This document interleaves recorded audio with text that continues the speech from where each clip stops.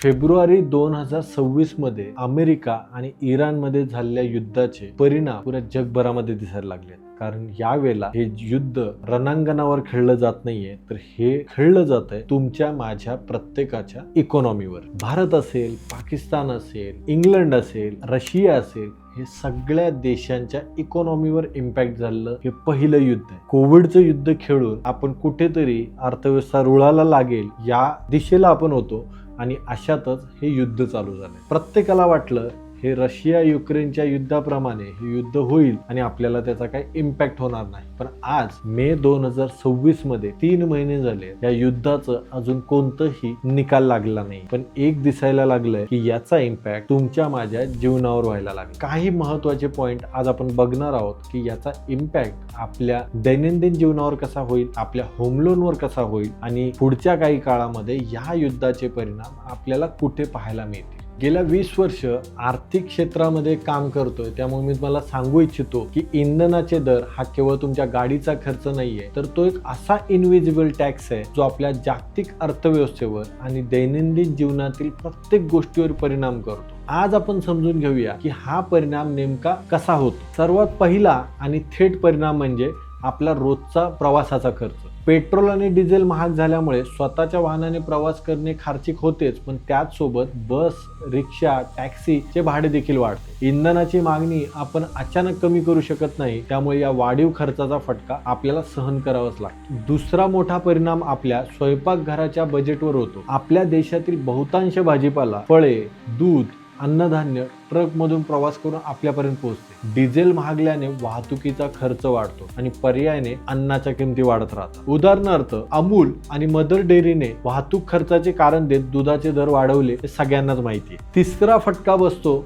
तो online shopping आणि डिलिव्हरीवर. आजकाल आपण सगळेच स्विगी, झोमॅटो आणि क्विक कॉमर्स ॲपवर जेवण किंवा किराणा माल मागवत असतो. इंधन महाग झाल्यामुळे या कंपन्याच्या डिलिव्हरी कॉस्ट ही गेल्या 2 महिन्यामध्ये 15 ते 20% वाढले. परिणामी एंड युजर म्हणजे आपण ग्राहक म्हणून आपल्याला जास्तीत जास्त डिलिव्हरी चार्जेस द्यावे लागतात. पूर्वी मिळणारे डिस्काउंट्स कमी होत जातात आणि ऑर्डरची मिनिमम व्हॅल्यू ही वाढवली जाते. आता पाहूया हवाई प्रवासावरील याचा काय परिणाम होतो. इंधनाच्या किमती वाढल्याचा थेट परिणाम केवळ रस्ते वाहतुकीवरच होत नाही, तर हवाई प्रवासावर होतो. विमानासाठी लागणाऱ्या जेट फ्युएलच्या किमती वाढल्यामुळे एअरलाईन्सचाही खर्च मोठ्या प्रमाणात वाढतो आणि पर्यायाने विमानाची तिकीटेही महाग होतात. गेल्या 2 महिन्यात भारतामधून जर तुम्हाला इंटरनॅशनल किंवा डोमेस्टिक ट्रॅव्हल करतायत, तिकीट 20% वाढले. या अस्थिर आणि अचानक वाढणाऱ्या खर्चापासून स्वतःचा बचाव करण्यासाठी तुम्ही लो कॉस्ट एअरलाईन्सचा वापर तुम्ही करू शकता. 15 ते 20% फ्लाईटचे तिकीट महाग झाले आहेत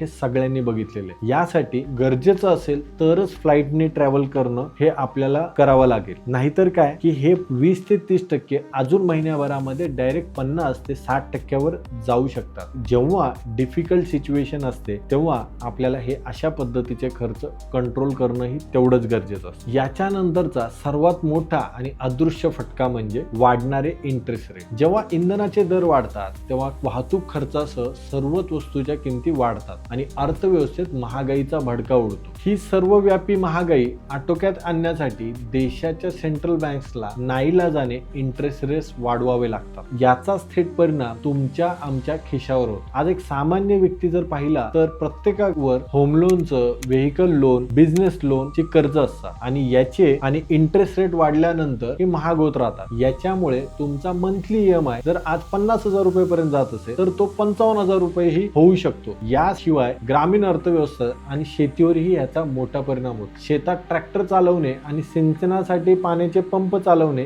याच्यासाठी डिझेल लागते. इंधनाचे दर वाढल्याने शेतकऱ्यांचा शेतीचा खर्च वाढतो आणि त्याचा नफा कमी होतो. यामुळे आपल्या मासिक उत्पन्नाचा मोठा हिस्सा या वाढीव खर्चावर जातो आणि आपले बचतीचे बजेट पूर्णपणे कोलमडते. या अस्थिर अर्थव्यवस्थेत योग्य माहिती असणं हीच तुमची सर्वात मोठी संपत्ती आहे. कदाचित पुढच्या काळामध्ये आपल्याला डिफिकल्ट आर्थिक परिस्थितीला सामोरं जावं लागेल, पण लक्षात ठेवा शेअर बाजार असेल, तुमचं जीवन असेल, तुमचा व्यवसाय असेल, त्याच्यात होणारे करेक्शन हे शॉर्ट टर्म असतात, पण तुमची ग्रोथ ही परमनंट असते. त्याच्यामुळे डिफिकल्ट काळामध्ये योग्य इन्फॉर्मेशन जर तुमच्याकडे असेल तर तुम्ही योग्य फायनान्शियल प्लॅनिंग आणि मनी मॅनेजमेंट करू शकता आणि स्वतःच्या कष्टाचे पैसे आणि त्याचबरोबर वेगवेगळे EMI वेगवेगळ्या खर्चिक गोष्टी तुम्ही योग्य पद्धतीने मॅनेज करू शकता. मराठी पैसा आणि मनी मास्टर महेश तर्फे ही चालवलेली इन्फॉर्मेटिव्ह सिरीज आम्ही घेऊन येतोय नवीन वेगवेगळ्या विषयासाठी. तुम्हाला आमचे व्हिडिओ कसे वाटतात नक्की सांगा आणि तुमच्या योग्य प्रतिक्रिया आम्हाला सांगा. धन्यवाद.